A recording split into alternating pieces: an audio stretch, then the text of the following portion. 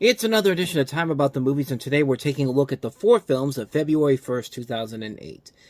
And I want to let you know right now, I had some trouble remembering what the movies were. Not because I didn't know already, but if you go to Box Office Mojo right now, something is up with the page, and I'm just going to let you see what I'm talking about here. Yeah, ordinarily you would see the new releases in yellow, but as you can see, the yellow's been taken away, and you're probably thinking, well, it's just maybe on this page alone. But no. If you go to the weekends for the current year, get away from that, yeah, it's all the same on this one, too. So I don't know what the hell is going on here with that, but I am going to do this, but I should have a good idea of the four movies that I have here. I already got the trailers already, so it'd be good to go on that front. So as you can see from the first one there, we have a concert film with Miley Cyrus. We have a J-horror film remake with Jessica Alba, and two more installments in the... I guess this is going to be a new trend now for bad comedies, where I'm just going to throw in the clip from the ASDF movie, like, haha, comedy. Because, yeah, we've got two more bad comedies to look at here, but we'll get to those eventually. But before we do any of that, let's go ahead and take a look at the biggest new release of the weekend, and that is, of course, Hannah Montana and Miley Cyrus, The Best of Both Worlds in 3D!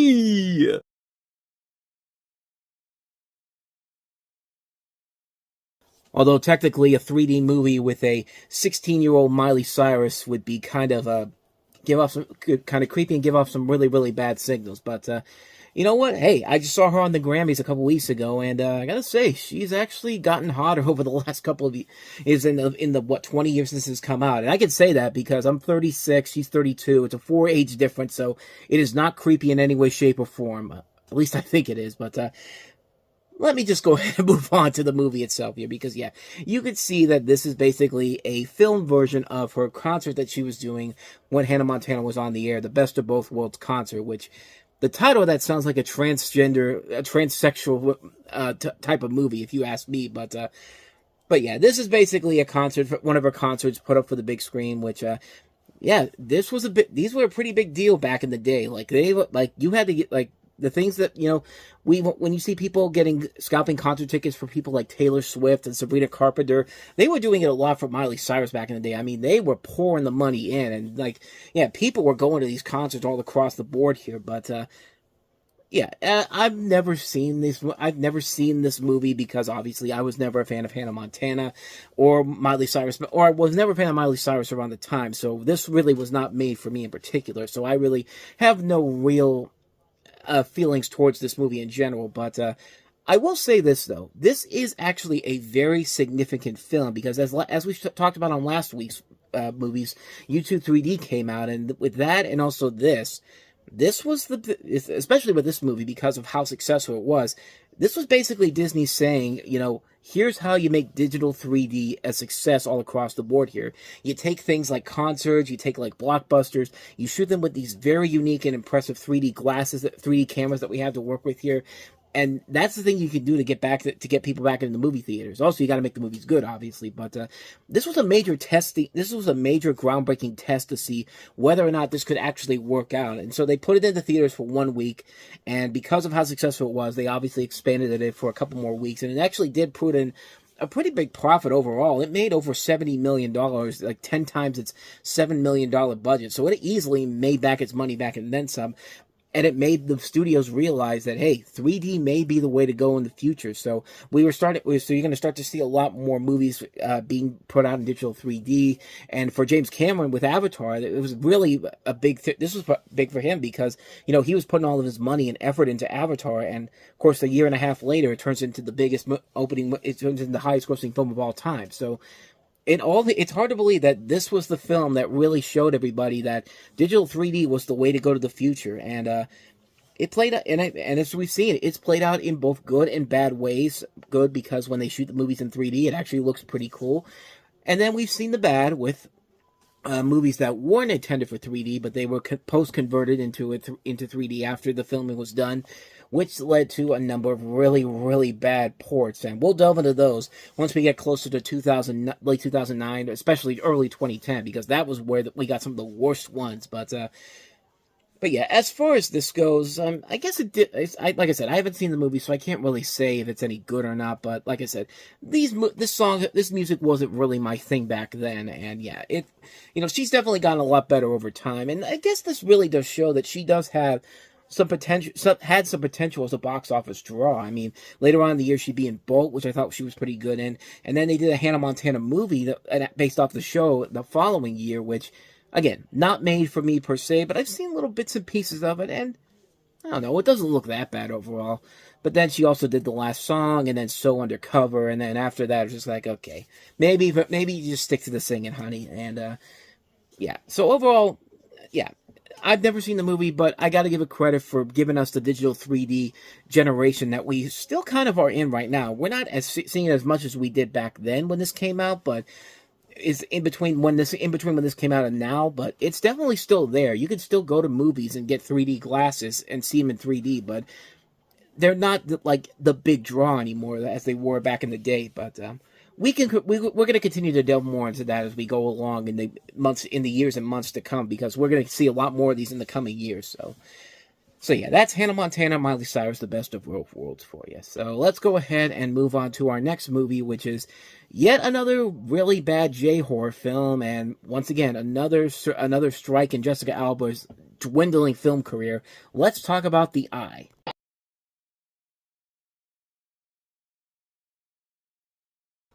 Just go and watch the movie Blink with Madeline Stowe from 1994. It's basically this movie, except done a whole lot better. It doesn't have J-horror aspects. It was actually a thrilling mystery overall. This is not a good movie, and it has Jessica Alba as a violinist who's been blind since she was 5 years old due to an accident. She submits to a surgery of cornea transplantation to recover her vision, and while recovering from the operation, she realizes that she's having strange visions. With the support of a doctor, she finds who the donor of the eyes are, and begins a journey to find out the truth behind her visions. And yeah, like I said, it's another one of these really bad J-horror remakes that we're going to get, because we just had one missed call. We're going to get Shudder in the next month, and yeah, it's just not going to get any better anytime soon. And the film doesn't do anything new or clever that these movies hadn't done before. Everyone was trying to capture the success of The Grudge and also The Ring, and that got old really, really quickly. Like, as soon as they realized that we could take all these J-horror movies and bring them to America, they'll be big hits. And no, they would not. And this is definitely another one of those examples of a movie that was nowhere near going to be the success they thought that it was going to be. And again, you have somebody like Sebastian Gutierrez, who has made some pretty bad movies, some we've talked about already, and some we're definitely going to get to down the road here. So yeah, definitely not a good sign by any means necessary. And like I said, this is when Jessica Alba's film career was just going downhill. Like, we're still more than halfway down the roller coaster. We haven't gotten to the horrors that is The Love Guru yet, because that's when it literally, the roller coaster car just came careening down and just caused a massive explosion and disaster to her career, because that was really the final nail in the coffin. We're still not at that point yet, but we're getting there. Yeah, this is not a good movie. This is a terrible film, really lazy, not scary at all. Avoid it like the plague. And with that said, let's go ahead and move on to some more bad movies. Another installment of, like I said, I guess a new series on here called Comedy, because, yeah, we're still in the midst of some really bad comedies to start the year off. And here's another bad comedy, and that is Paul Rudd, Ava Longoria, and Lake Bell starring in Over Her Dead Body.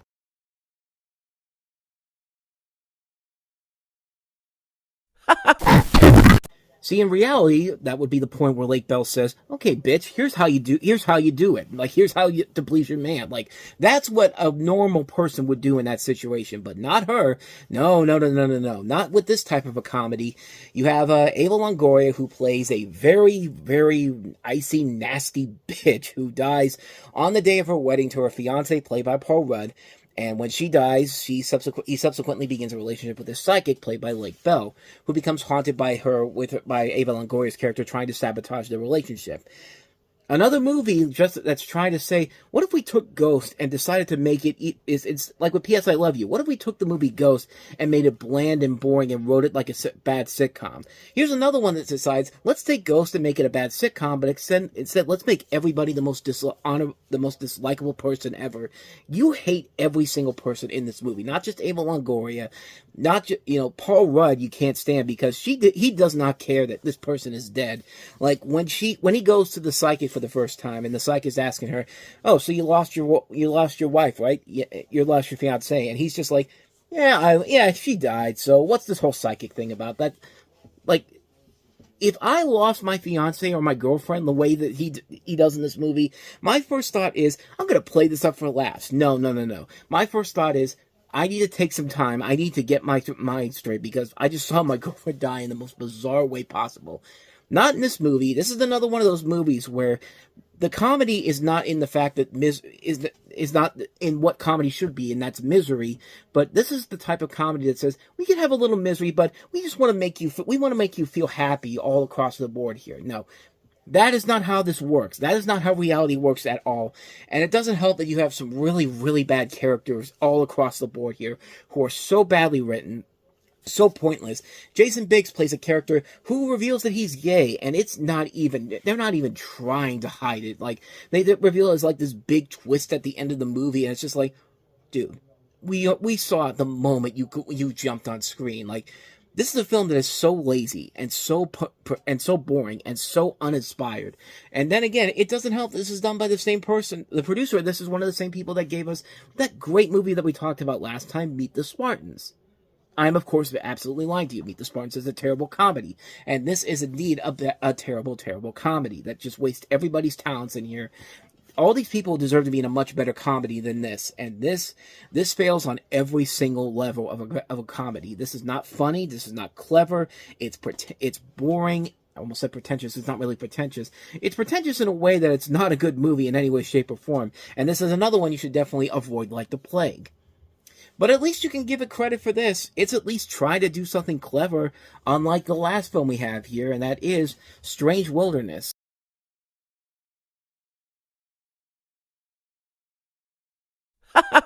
I think you get the gist of what I'm trying to tell you here. This is not another good movie. This is a terrible, really terrible comedy that is made by the same people that gave us Grandma's Boy. But the thing about Grandma's Boy is that it was stupid, it was silly, but it was funny. It was a funny stupid, it was a funny silly. There's none of that in this movie whatsoever. You have a movie that centers around the crew members of the titular fictional nature show Strange Wilderness heading to Ecuador to investigate a Bigfoot sighting in order to keep their show from being canceled. And boy, can you tell that this movie was shot 3 years ago and didn't get released until February of 2008. Because you see people like Jonah Hill, you see Justin Long, you see Jeff Garlin, you see Ernest Borgnine, Robert Patrick, Harry Hamlin, Steve Zahn, and you can definitely tell they looked very different than they did back in 2005 than they did in 2008. Because this was sitting on a shelf at a studio for years now, and someone just said, we need to put something out there for this weekend. Here's this movie by the same guys who make Grandma's Boy. We might get something out of it. And nobody went to go see this movie. Nobody gave this movie any attention. And it went ahead and went on to become a massive failure. And unlike Grandma's Boy, like I said, which is funny in its stupidity, this is just stupid for the sake of being stupid. Everybody in here is an idiot. Everybody in here is dumb. They do stuff in this movie that it makes no sense whatsoever. And when they do this stuff, it completely takes away from the entire point of the film's existence. Like, the whole thing is to go after Bigfoot. When they finally get to him at the end of the movie, you know what they do? They shoot the crap out of him, and it's just like, well, there goes the plot of the movie. The whole reason why we're here, because you killed the character you were going after. You killed Bigfoot, and it's just like, well, you know what? Maybe if you took him back to society, and maybe if you proved to everybody, hey, here's Bigfoot, here's proof that we got him. Maybe if you actually had a hook or something clever to say about it, maybe there could actually be something funny. But no, guess what they do? They just completely give up. They just completely realize that there's no hope for what they're trying to do whatsoever. There are characters that get killed off who are supposed to serve clear plot conveniences to the storyline, who are killed off and then never mentioned again. They are completely taken off out of the film for no reason whatsoever. There are characters in this film that do stupid stuff for the sake of being stupid. There's nothing funny about the movie whatsoever. It's a disaster. The film doesn't even end. The film does not even end. You want to know how this movie ends?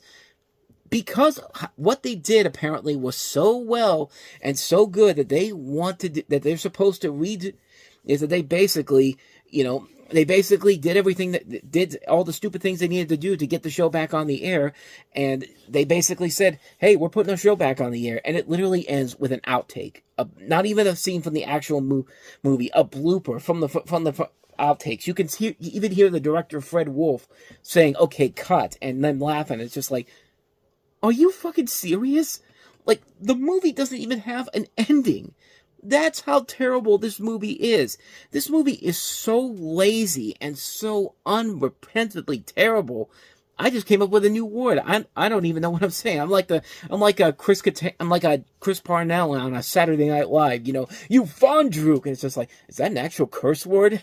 I hope so. Like, the bottom line here is that this movie is terrible. This movie is not that funny. I mean, there are moments when sometimes the stupidity can actually get a decent laugh. Like, I do love the one part where, like, there's one scene that got me to laugh pretty hard when they're doing this when they're just going through all this old footage, and you just hear Steve Zahn just screaming at the top of his lungs, like, "Oh God, make it stop!" Like, it just keeps going and going. Moments like that make it worth it somewhat. Some of the few moments that make me say, okay, I'll give him credit. It was stupid, but I at least got a couple of laughs out of it.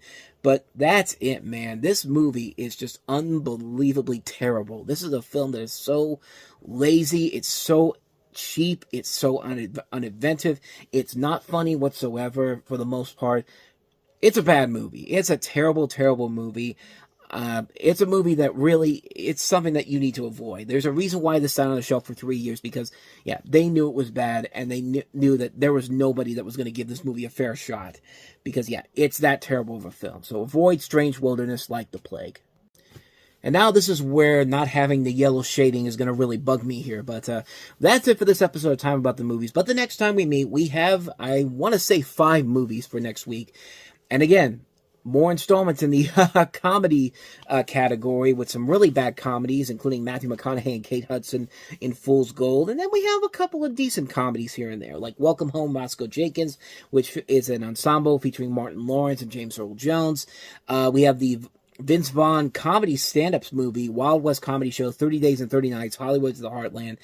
And we have one of the best comedies of the year, In Bruges, with Colin Farrell, Brendan Gleeson, and Peter Dinklage. And then we wrap it up with one of the most detestable comedies ever, Paris Hilton in The Hottie and the Naughty. So okay, we've got some comedies. Some of them are going to be good. Some of them are going to be pretty bad. But there is at least going to be an assortment of some decent ones there. But yeah, the haha comedy trend's apparently going to continue into next week. So be on the lookout for that on tomorrow's show. But until then, thank you so much for watching. And if you want to see more videos like this, please go ahead and hit the playlist on the next page. Check out the previous episode. And also, don't forget to hit the like, subscribe, notification button, and the bell. That's when you get updates on when new videos come out. We do post new videos here every day. So with all that said, I am off. I will see you guys next time. And until then, as always, take care.